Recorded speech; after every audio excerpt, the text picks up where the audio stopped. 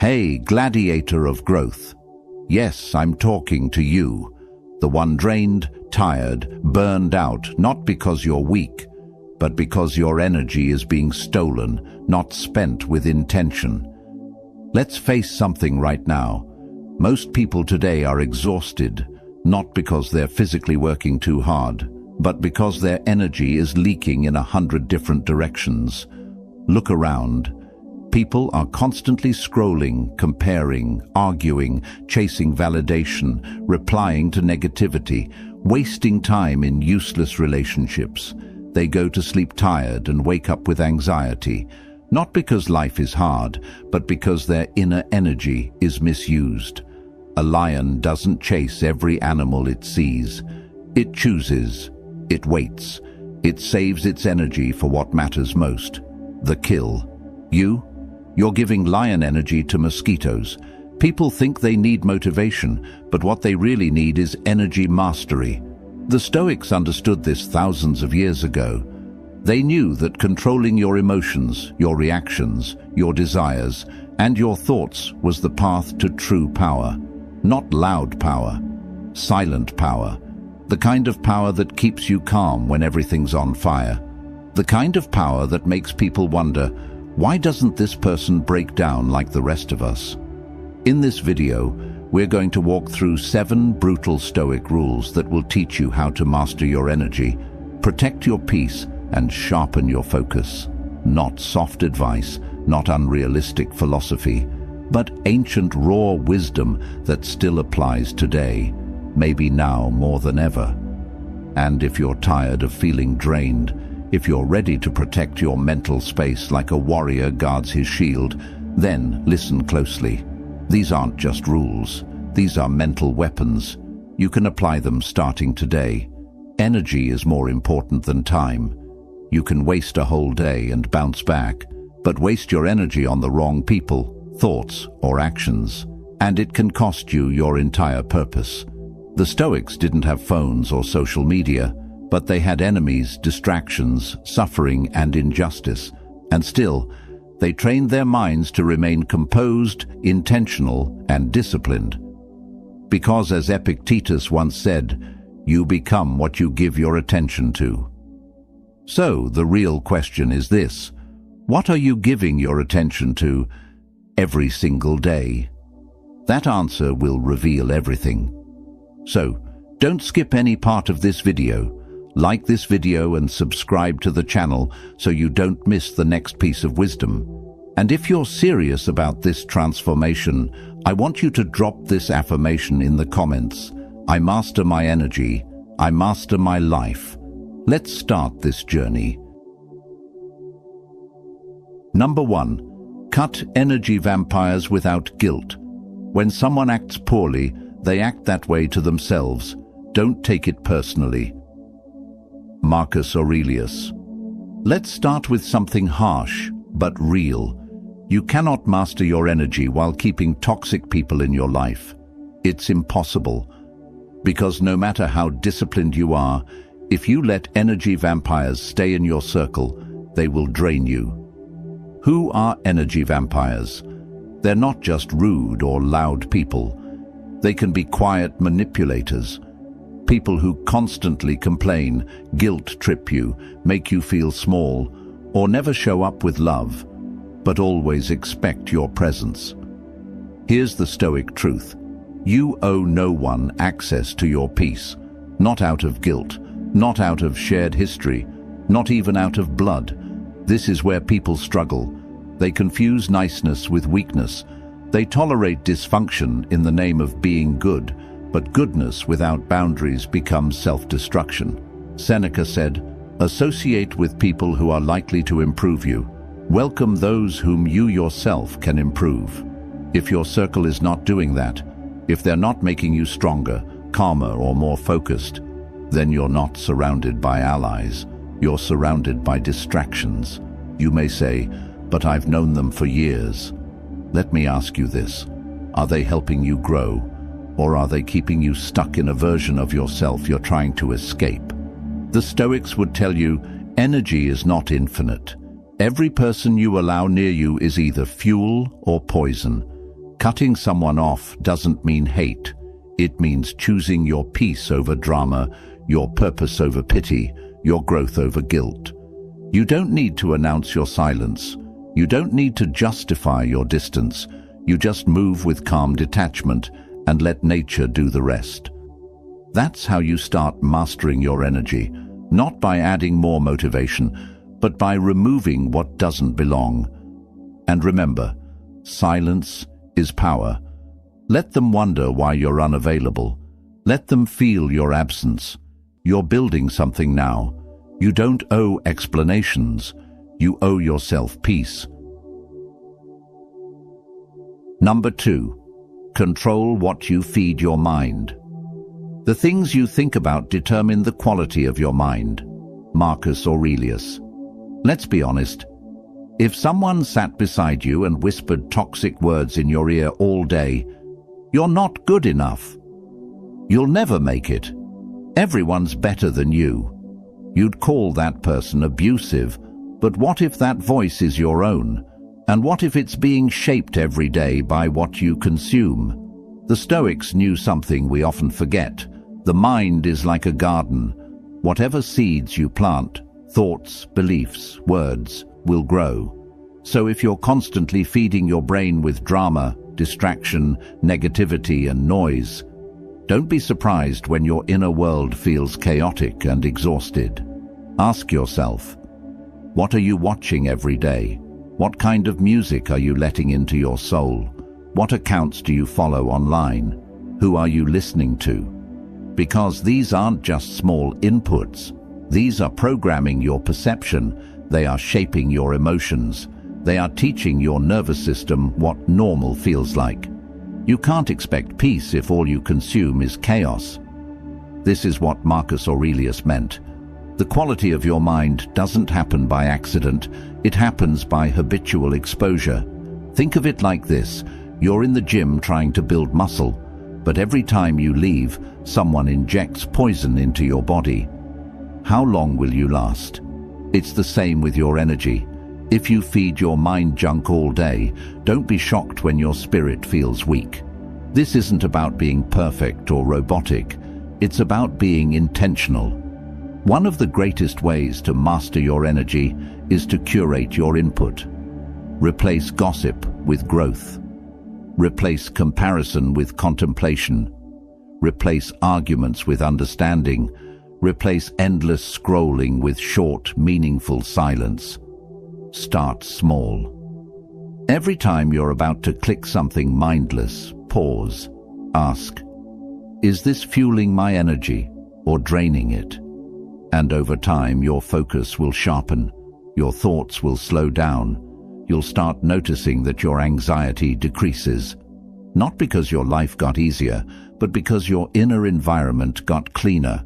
Like Epictetus taught, if you want to improve, be content to be thought foolish and stupid.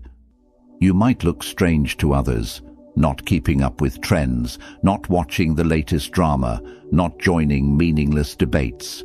But here's the trade-off: peace, focus, power. So, protect your mind like a fortress, because what you allow in will eventually come out.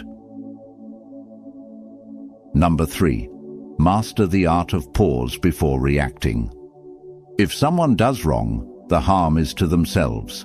Your job is to maintain your character. Epictetus. Most people lose their energy not through what happens to them, but how they react. Someone cuts them off in traffic, they explode. A person ignores their message, they spiral.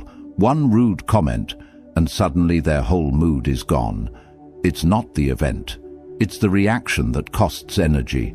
And the Stoics were masters at one thing: the pause. That tiny, sacred space between trigger and response. Think of how many arguments, regrets, and emotional crashes could be avoided if we all paused for just 5 seconds. Epictetus said, "It's not what happens to you, but how you react to it that matters." This isn't weakness. This is discipline. It's easy to lash out. It's strong to observe, to breathe, to respond wisely. Why is this so important for mastering your energy? Because every emotional reaction is an energy expense. When you argue with someone who doesn't deserve your attention, when you respond to hate with anger, when you let your peace get hijacked by the careless words of others, you're handing over your energy like currency. Imagine your energy is like money in your wallet. Would you hand out $100 bills to random strangers yelling in the street? Nah? Then stop giving your mental energy to every trigger. Here's a simple practice. When someone disrespects you, pause. Don't respond. Breathe. Ask, does this person's opinion change my truth? When life throws chaos at you, pause. Don't assume it's personal. Ask, will this matter in 5 days? 5 weeks? 5 years? The power is in the pause. The pause buys time. Time brings clarity. Clarity brings wise action. That's how you maintain energy integrity. The modern world teaches you to react fast, click fast, respond fast, get mad fast. But the Stoic teaches you to slow down. Because the slower you are to react, the more powerful your action becomes. It's not about being numb, it's about being in control. So next time you feel the heat rising, don't suppress it, observe it. Let it pass through like a wave. Let silence be your strength. And when you're ready, respond with intention or walk away with power. That's Stoicism, and that's how warriors protect their peace. I want you to drop this affirmation in the comments. My pause is my power. Number 4, be ruthless with your priorities. If you don't have a consistent goal in life, you can't live it in a consistent way. Marcus Aurelius. Let's make something painfully clear. You're not tired because you're doing too much. You're tired because you're doing too many things that don't matter. Most people waste their energy on low-priority distractions, while their real purpose dies quietly in the background. You say yes to tasks you don't care about. You help people who wouldn't lift a finger for you. You scroll through social media for an hour, but won't spend 15 minutes on your goals. That's not a time problem, that's a priority problem. The Stoics believed in clarity of aim. Know what matters, cut what doesn't. Don't live like a leaf in the wind, bouncing from one thing to the next, directionless and drained. Marcus Aurelius said it best. You must build your life action by action, and be content if each one achieves its goal as far as possible. The goal is not perfection. The goal is alignment. Start asking yourself, does this move me closer to the life I respect, or further away from it? If it doesn't align with your values, your peace, or your purpose, it's a distraction, not a duty. You don't owe everyone your time. You don't have to reply instantly. You don't have to join every plan, every call, every conversation. People may not understand. Let them be confused. You're not here to be understood by the masses. You're here to master your life. And to do that, you must protect your time like a gatekeeper protects a fortress. Every yes is a no to something else. If you're saying yes to everything, then your energy is being stolen by nothing. Here's a small rule to apply starting today.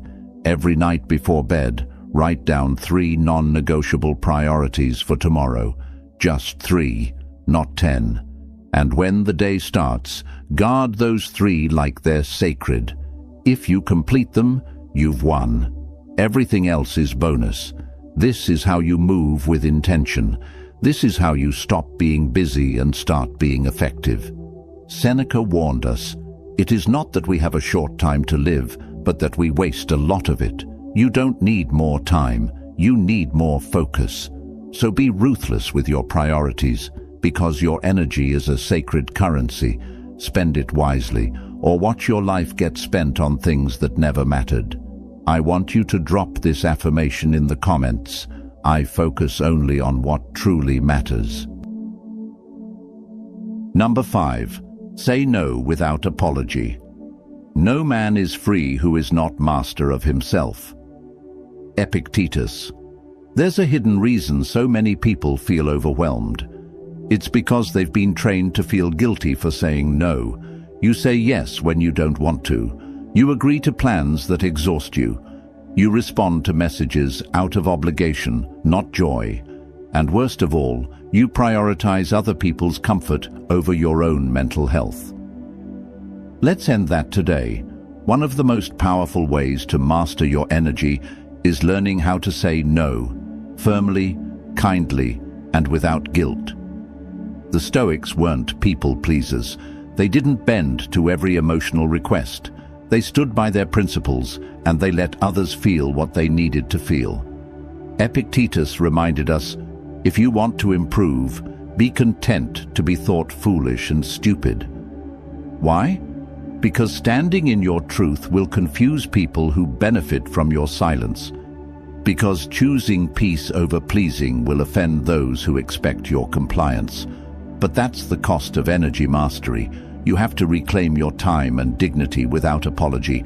Let's get practical. You don't need to say, I'm so sorry, maybe another time, I wish I could, but you can simply say, no, that doesn't work for me, or no, I'm focusing on something important right now, or even just no. Silence after no is not rudeness, it's self-respect. You teach people how to treat you by what you allow. If you keep saying yes to things that drain you, people will assume you're always available to be drained. But when you draw clear boundaries, when you prioritize your well-being, when you say no from a place of inner clarity, you teach others that your energy is not for sale. And guess what? The right people will respect you more, the wrong people will leave, and both are blessings. So stop explaining your boundaries, start enforcing them. Every time you say no to something unaligned, you're saying yes to your peace, your goals, your rest, and your future. This is real power, not loud, not dramatic, just steady, grounded, stoic, and don't expect applause, expect resistance. But stay firm anyway. As Marcus Aurelius said, do what's right. The rest doesn't matter, so say no and don't flinch, because your future self is begging you to stop betraying yourself. I want you to drop this affirmation in the comments. My no is a full sentence. Number 6. Guard your morning like a soldier guards his post. When you arise in the morning, think of what a precious privilege it is to be alive, to breathe, to think, to enjoy, to love. Marcus Aurelius. Here's something no one tells you. The first hour of your day shapes the rest of it. Yet most people give their most powerful mental state, their fresh morning energy, to chaos. You wake up and instantly check your phone, text messages, notifications, social media. Before your feet even touch the ground, your nervous system is already overstimulated. You go from sleep to stress in under a minute. That's not just a bad habit, that's spiritual sabotage. The Stoics treated mornings as sacred, a time for reflection, a moment to prepare the mind for the battles ahead. Not a rush, not a scroll, a ritual. Marcus Aurelius wrote to himself every morning, not because he had time, he was the emperor of Rome, but because he knew the soul becomes dyed with the color of its thoughts. So, let's bring this to you. If your first thoughts are complaints, if your first action is scrolling, if your first words are reacting, then you're handing over your energy before you've even claimed it. What's the solution? Create a calm, stoic morning ritual. It doesn't have to be fancy, it just has to be intentional. Here's a simple one. No phone for the first 30 minutes. This is non-negotiable. Breathe deeply. Before you speak, focus on 10 calm breaths. Journal or reflect. Ask yourself, what matters today? What will I not allow to control me? Move your body.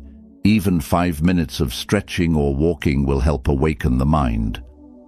Repeat a Stoic thought. Choose one quote, one truth. Let that guide you. You don't have to be perfect, but you do have to be present. This sacred time in the morning is where you build your armor.